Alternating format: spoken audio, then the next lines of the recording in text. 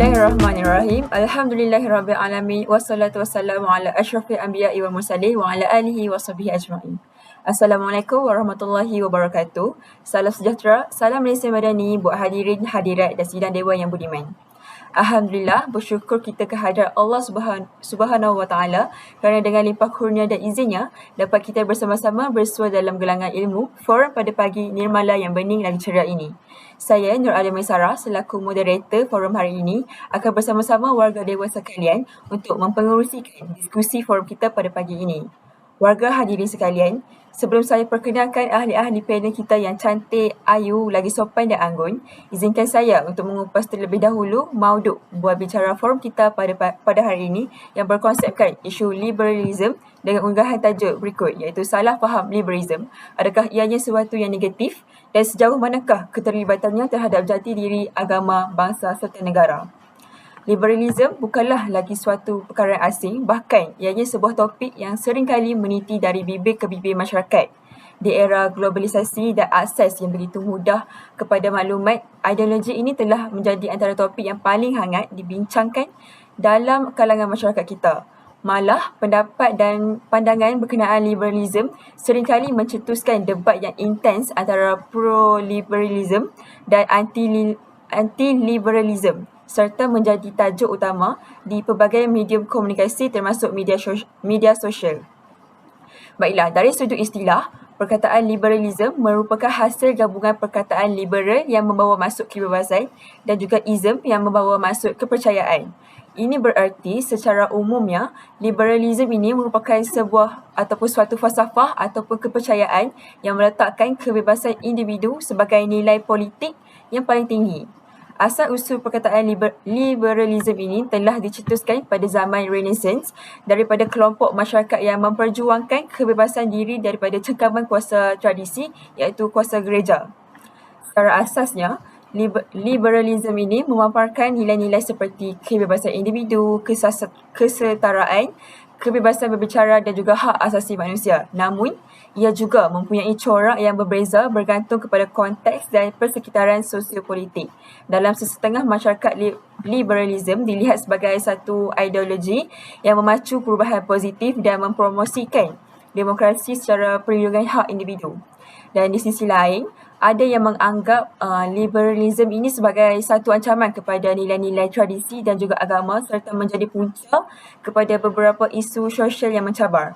Terlalu asyik saya berbicara tentang isu liberalism ini yang menjadi kontroversi dalam kalangan masyarakat Malaysia kini hingga saya terlupa ingin memperkenalkan ahli-ahli panel kita yang anggun belaka lagikan indah tampaknya pada hari ini.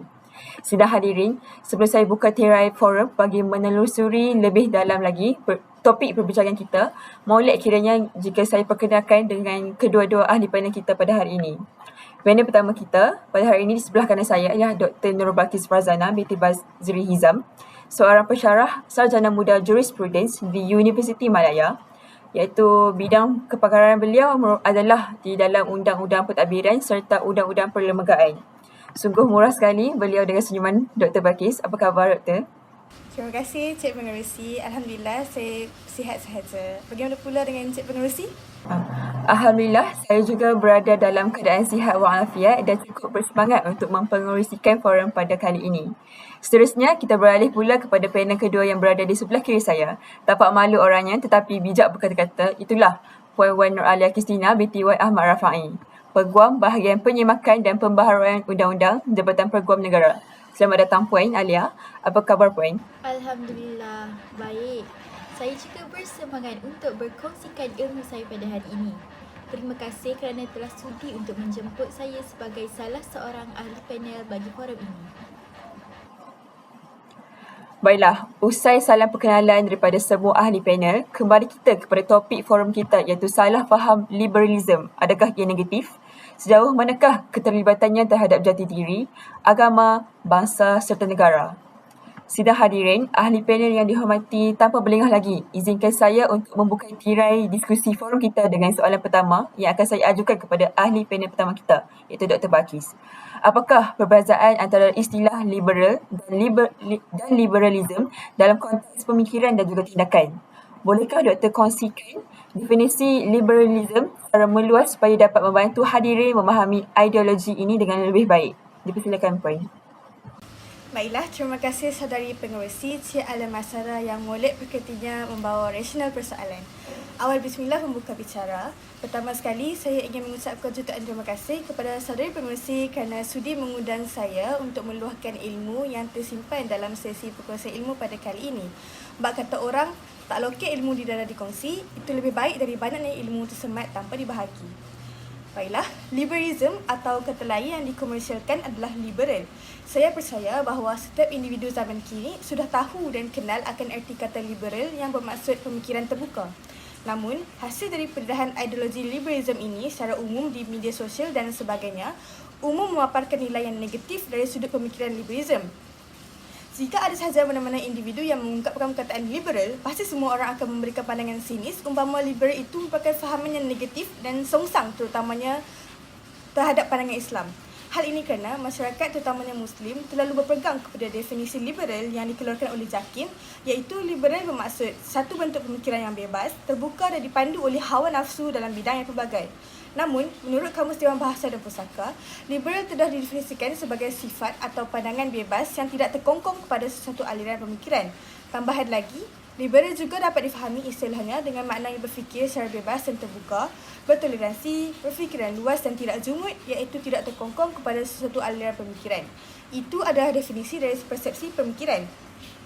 Namun demikian, kita perlu faham bahawa liberal dan liberalism merupakan dua istilah yang berbeza. Dari segi bahasa, istilah liberal merujuk kepada jenis tindakan, manakala istilah liberalism merujuk kepada falsafah, fahaman ataupun pendirian. Liberalism secara lebih terperinci boleh didefinisikan sebagai satu bentuk fahaman ataupun pendirian yang berkehendak akan demokrasi serta kebebasan dalam kegiatan ekonomi.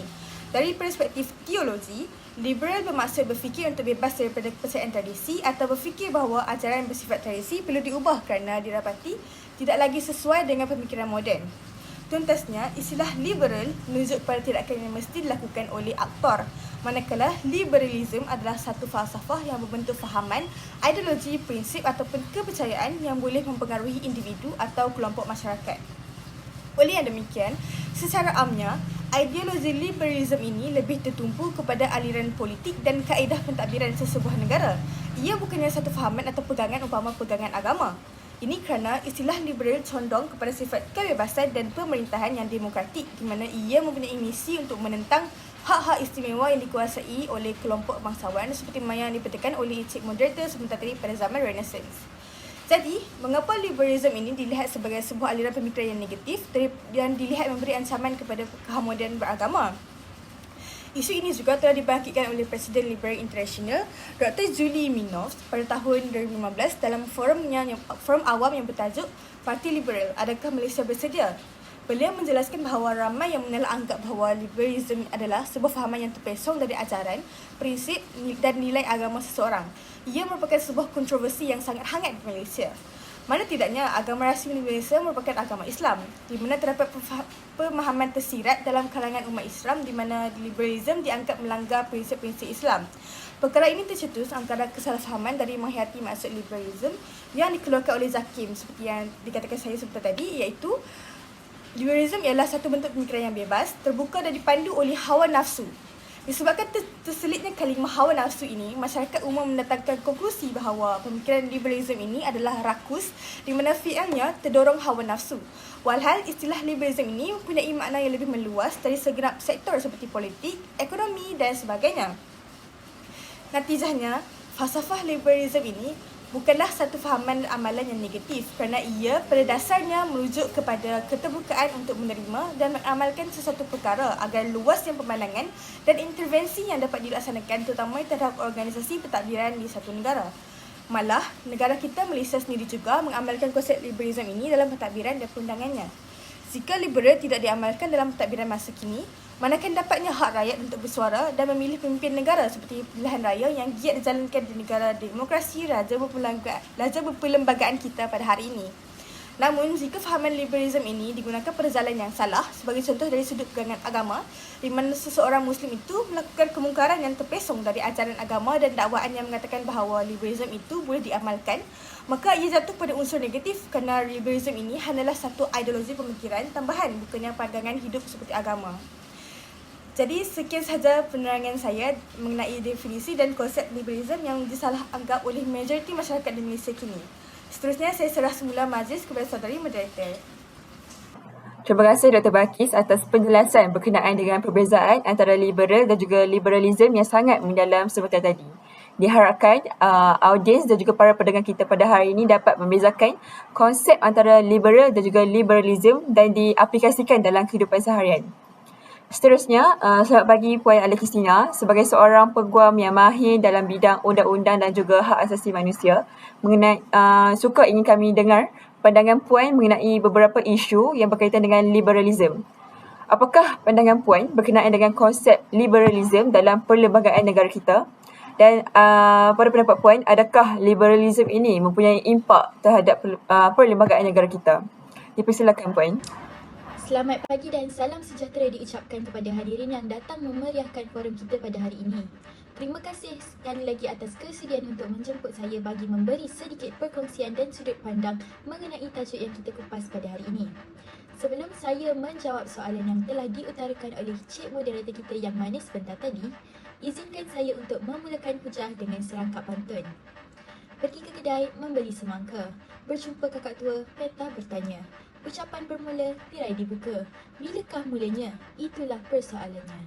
Buat pengetahuan hadirin semua, bibit liberalism ini telah muncul lebih awal dalam kalangan masyarakat Melayu di Tanah Melayu sedari zaman sebelum merdeka lagi oleh para penjajah dari Eropah. Apabila pemikiran liberalism berjaya menguasai pemerintahan dan mempengaruhi majoriti negara-negara barat, pendukung pemikiran liberalism di barat turut cuba untuk mengaplikasikan pemikiran dan pemahaman yang serupa ke negara-negara yang dijajah, sama ada di Asia. Kemasukan pihak penjajah di Tanah Melayu adalah permulaan bagi kewujudan unsur liberalism di Tanah Melayu, terutamanya melalui sistem sekularisme di dalam pentadbiran. Menyorot kembali pemerintahan kegemilangan kerajaan Melayu, agama dan pentadbiran sememangnya tidak dapat dipisahkan. Sultan atau Raja akan menjadi ketua pentadbiran dan ketua bagi agama Islam. Sistem ini kemudiannya telah diganti dengan sistem pentadbiran ala Barat yang mencetuskan sistem sekularisme di Tanah Melayu. Oleh sebab itu, wujudlah kumpulan liberal dalam kalangan masyarakat Melayu untuk menerapkan sistem sekularisme yang dibawa oleh Barat. Walau bagaimanapun, pada awal perkembangan pemikiran liberalism ini, ideologi liberalism tidak mendapat sambutan disebabkan oleh teguhnya pentadbiran pemikiran Islam. Namun begitu, setelah Tanah Melayu mencapai kemerdekaan, unsur liberalism ini telah mula dikenal pasti apabila Tanah Melayu telah ditinggalkan dengan pengaruh pentadbiran sekular oleh penjajah. Perkara ini dapat dilihat pada Perlembagaan Persekutuan Malaysia di mana ia mempunyai unsur-unsur falsafah liberalism seperti yang termaktub dalam Perlembagaan British. Sebagai contoh, hak kebebasan asasi yang telah digubal sejak pembentukan Perlembagaan Malaysia yang pertama. Dalam perkara 5 hingga 13 Persekutuan Malaysia telah ditekankan mengenai hak kebebasan asasi, iaitu hak yang boleh digunapakai oleh mana-mana warga negara. Hak kebebasan asasi ini dilihat selari dengan falsafah liberalism, iaitu rakyat boleh melakukan apa-apa sahaja tetapi atas tanggungjawab sendiri kerana manusia mempunyai rasional. Di dalam Perlembagaan Persekutuan Malaysia, sejak ini digubal buat pertama kalinya pada tahun 1948, kita dapat lihat terdapatnya unsur-unsur liberalism dalam perlembagaan. Walau bagaimanapun, liberalism terhadap pentadbiran sekularisme ini telah diperjuangkan oleh masyarakat Melayu sehinggakan agama Islam telah diiktiraf sebagai agama rasmi persekutuan. Tambahan lagi, hasil daripada penerapan falsafah liberalism di Malaysia, perkara seterusnya yang digubal dalam Perlembagaan Persekutuan Malaysia adalah mengenai hak kebebasan agama, hak kebebasan beragama di Malaysia. Di sini tersematnya unsur liberalisme kerana masyarakat bebas untuk menganut agama masing-masing tanpa paksaan untuk menganut agama Islam. Maafkan saya. Okey, di sini tersematnya unsur liberalisme kerana masyarakat bebas menganut agama Islam walaupun ianya telah diiktiraf sebagai agama persekutuan. Perkara ini juga selari dengan pegangan ajaran Islam yang merujuk kepada firman Allah dalam Al-Quran surah Al-Baqarah ayat 256 yang bermaksud tidak ada paksaan dalam agama Islam kerana sesungguhnya telah nyata kebenaran Islam daripada kesesatan kufur. Dalam konteks Malaysia, liberalisme bukan keseluruhannya dilihat dalam aspek yang negatif, tetapi juga ada aspek yang positif, terutamanya dalam konteks masyarakat multi-agama dan multi-etnik di Malaysia. Liberalisme yang dimaksudkan positif ini dilihat daripada sudut tindakan liberal iaitu lebih terbuka pada konteks masyarakat berbilang bangsa dan agama di Malaysia dan bukannya liberal yang merujuk kepada fahaman ataupun kepercayaan liberalisme. Saya rasa setakat itu sahaja perkongsian saya mengenai falsafah liberalisme yang telah diterapkan dalam sistem pentadbiran perlembagaan persekutuan di Malaysia. Diharapkan kalimat ini mampu membuka minda masyarakat untuk melihat sisi cerah falsafah liberalisme. Baiklah, terima kasih Puan Alia atas perkongsian yang sangat informatif dan memberikan perspektif yang mendalam mengenai perkembangan liberalisme dalam konteks Malaysia. Puan Alia telah memberikan gambaran yang jelas mengenai asal-usul ideologi liberalisme di Malaysia dan bagaimana ia telah berubah sepanjang sejarah di negara kita. Selain itu, Puan Alia juga telah menunjukkan bahawa liberalisme ini tidak semestinya bersifat negatif dan ia boleh membawa kesan positif juga, terutamanya dalam konteks masyarakat berbilang bangsa dan juga agama di Malaysia. Kami menghargai pandangan dan pengetahuan yang telah Puan Alia kongsikan dan ia telah menambah nilai kepada forum kita pada hari ini. Baiklah, kita ingin kembali pula kepada panel pertama kita, kepada Dr. Balkis. Baiklah, soalan pertama. Bagaimanakah Dr. Balkis melihat isu hak bersuara dalam konteks liberalisme? Adakah ia memberikan manfaat ataupun ia telah memberikan ataupun ia telah menjadi sebuah punca masalah yang berkaitan dengan hak asasi manusia? Dan keduanya, apakah pendapat Puan berkenaan hak asasi manusia untuk individu yang hidup dalam kelompok lesbian, gay, bi, transgender dan queer ataupun lebih dikenali sebagai LGBTQ yang sering lantang diketengahkan oleh penyokongnya secara ekstrim? Adakah isu hak asasi manusia yang diketengahkan oleh fahaman liberalisme ini merupakan sesuatu yang negatif?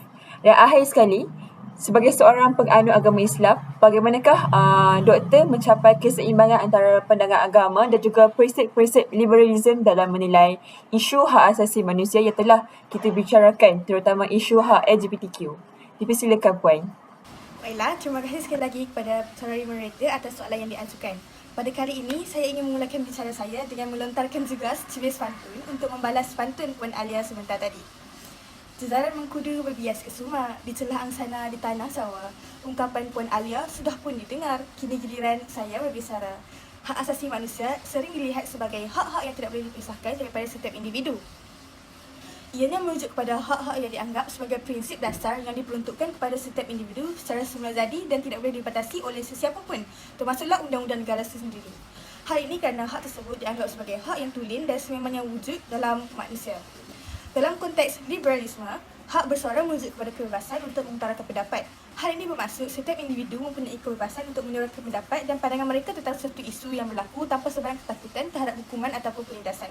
Berbalik pada soalan yang diajukan tadi, isu hak bersuara dalam konteks liberalisme ini mampu memberikan manfaat kepada masyarakat sejagat selain turut menjadi punca bagi masalah yang tercetus berkaitan hak asasi manusia. Jika dilihat dari sudut pandang yang positif, hal ini sebenarnya memberi peluang kepada masyarakat untuk mengambil bahagian secara aktif dalam proses demokrasi, terutama dalam pemilihan kerajaan. Hal ini selaras dengan isi yang termaktub dalam perkara 10 Perlembagaan Persekutuan yang merupakan undang-undang tertinggi di Malaysia yang menyebut warga negara Malaysia mempunyai kebebasan dalam mengeluarkan pendapat dan buah fikiran mereka selagi mana mereka tidak menyentuh pada isu-isu sensitif yang telah dikenal pasti oleh Parlimen. Namun begitu, dalam keadaan yang kurang terkawal, hak bersuara juga boleh menjadi asbab utama berlakunya perpecahan dan kekacauan dalam kalangan masyarakat. Sebagai contoh, kita lihat dalam situasi di mana pengundi mempunyai hak untuk mengkritik polisi awam dan mencabar dasar-dasar kerajaan yang mereka anggap tidak adil. Dari sudut pandangan ini, perbuatan mengkritik dianggap baik kerana ia bertujuan untuk mendorong kepada penambahbaikan dan melakukan perubahan positif dalam masyarakat. Ini membolehkan masyarakat memilih wakil rakyat yang layak bagi mewakili kepentingan mereka di peringkat politik. Walaupun Malaysia mempunyai undang-undang yang membenarkan kebebasan bersuara dan berhimpun, terdapat kes-kes yang melibatkan sekatan ataupun batasan terhadap hak-hak ini. Beberapa undang-undang seperti Atas Hasutan 1948, Akta 15 telah diaplikasikan bagi melindungi 3R yang merujuk kepada isu provokasi melibatkan agama, bangsa dan institusi raja-raja di Malaysia. Jika dilihat dari sudut pandang yang negatif pula, kebebasan bersuara yang merupakan hak asasi manusia yang paling penting tidak selalu digunakan dengan bertanggungjawab oleh setengah masyarakat Malaysia.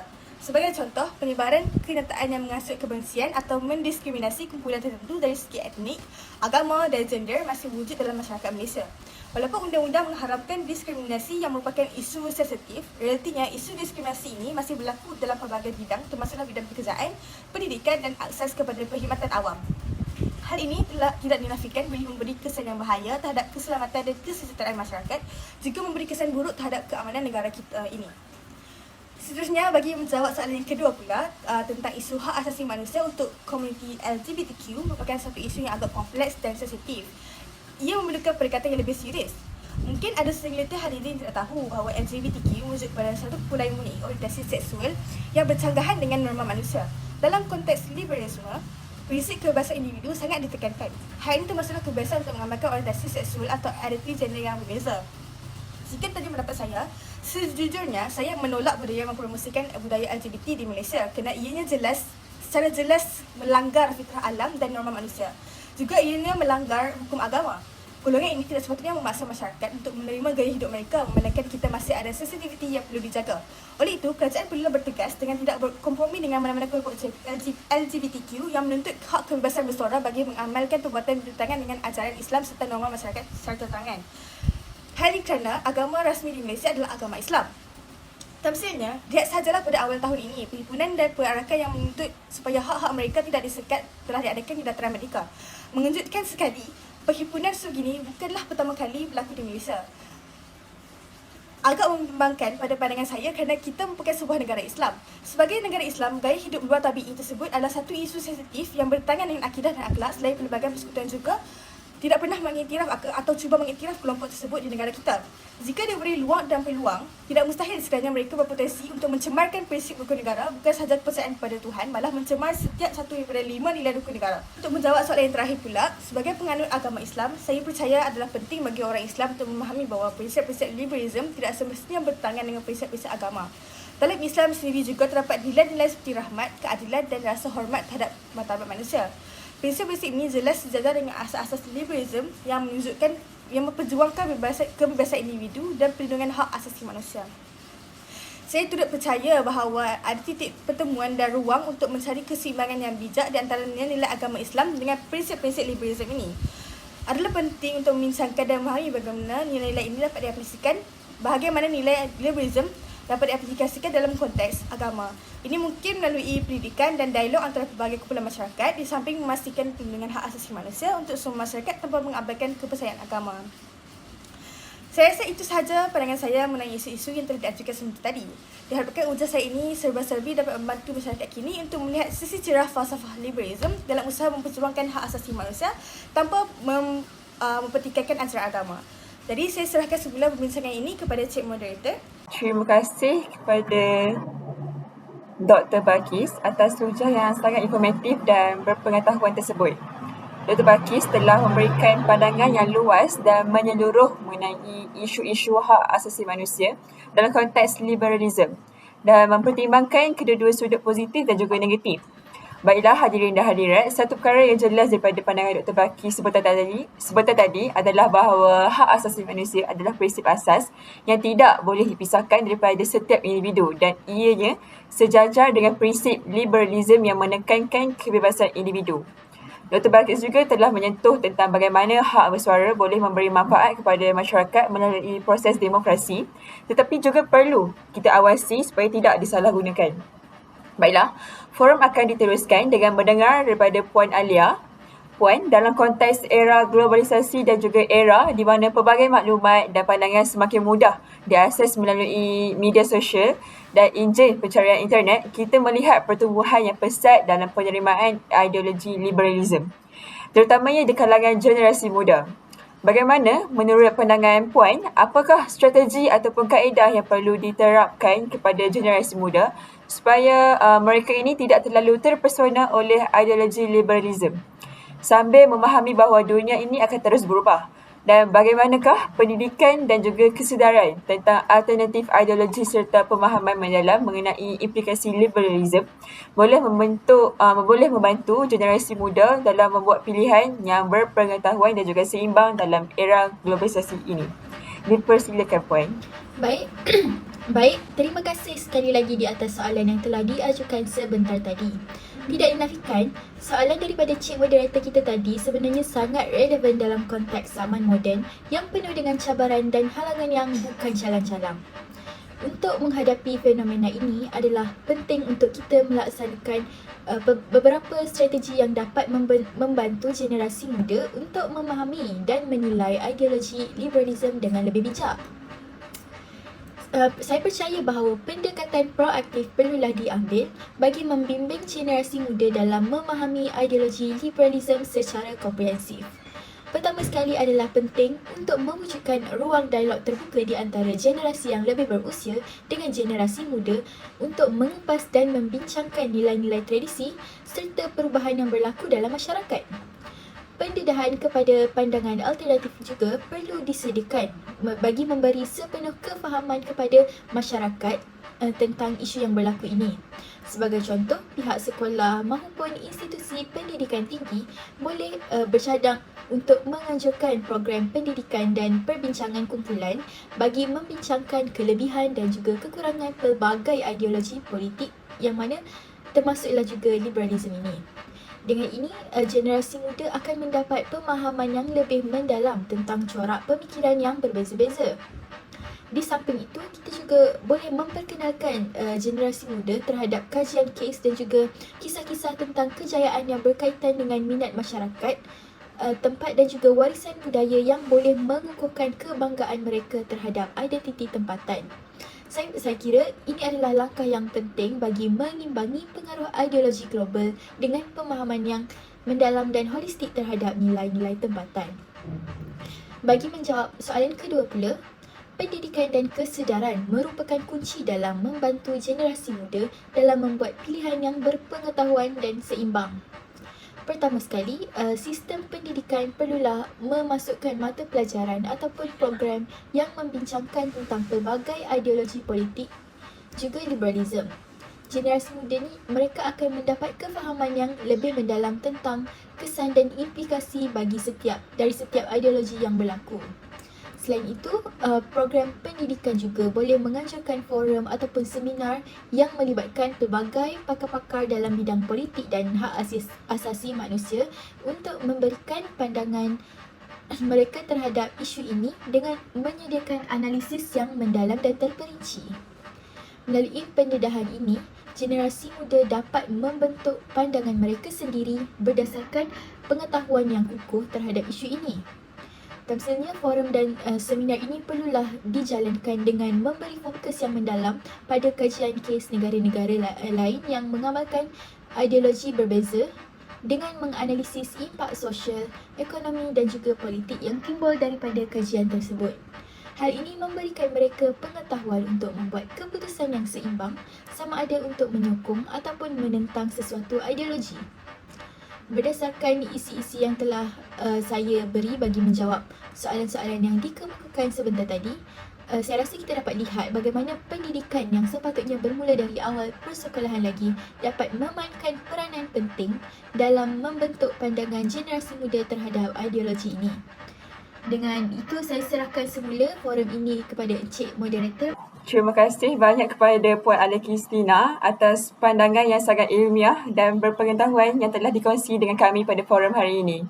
Tuntasnya, ideologi liberalism ini bukanlah keseluruhannya negatif dan mendatangkan impak negatif terhadap jati diri, agama, bangsa dan juga negara. Jika kita nilai, fahaman liberalism ini juga perlu diaplikasikan dalam sesuatu perkara seperti mana yang telah dipertengahkan oleh Puan Alia berkenaan sistem pemerintahan, demokratik raja berperlembagaan yang turut mengamalkan falsafah liberalism dalam perlembagaannya. Selaras dengan hak kebebasan beragama dan juga hak kebebasan rakyat untuk bersuara. Terima kasih kepada semua ahli panel yang sudah hadir untuk membicarakan isu salah faham liberalism pada sesi forum kali ini. Semoga forum ini menjadi wadah melahirkan masyarakat yang cakna terhadap isu-isu liberal. Selanjutnya dapat membantu melahirkan bangsa dan juga negara yang aman dan juga maju daripada segi pemikiran terbuka terhadap pentadbirannya serta hak asasi rakyat yang menjadi tunjang utama kepada keharmonian hidup individu. Sidang hadirin yang saya hormati, kalau berkayuh dah sampai ke pulau, kalau mendaki dah sampai ke puncak, kita telah sampai kepada penghujung bicara. Saya mewakili semua ahli panel mengucapkan setinggi-tinggi terima kasih kepada semua hadirin yang sudi meluangkan masa mendengar forum pada kali ini. Lantaran keterbatasan waktu, saya mohon mengakhiri bicara ini. Selanjutnya, mohon mengundurkan diri. Sekian, wabillahi taufiq wa hidayah. Wassalamualaikum warahmatullahi wabarakatuh. Salam sejahtera dan salam Malaysia Madani.